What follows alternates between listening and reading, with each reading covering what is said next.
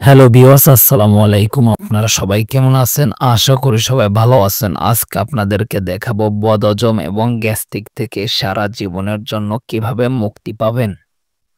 ভিডিওতে দেখতে পাচ্ছেন আমি মেথি নিয়েছি। আপনারা মেথি নিয়ে নেবেন এবং গুঁড়ো করে নেবেন, একটি বাড়ায় সংরক্ষণ করে নেবেন এবং সকালবেলা খালি পেটে 2 চামচ দিয়ে খেয়ে নেবেন।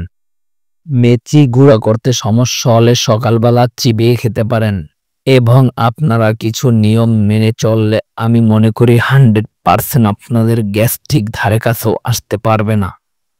ফার্স্ট আপনারা রাতে ঘুমানোর আগে মিনিমাম 1 থেকে 2 ঘন্টা আগে খাবার খেতে হবে। সম্ভব হলে খাবার পরে আদা লবণ দিয়ে চিবিয়ে খাবেন। এবং মেথির উপকারিতা কি কি, মেথি খেলে কি হয়, কি ক্ষতি হয়, সব আপনাদেরকে এখন বলে দিব। আমি মনে করি মেথি ডায়াবেটিস রোগীর জন্য 100% সম্পূর্ণ নিরাপদ এবং ভালো। মেথিতে সুগার কমাতে সাহায্য করে এবং যাদের কিডনিতে সমস্যা তারা অবশ্যই মেথি খাবেন না।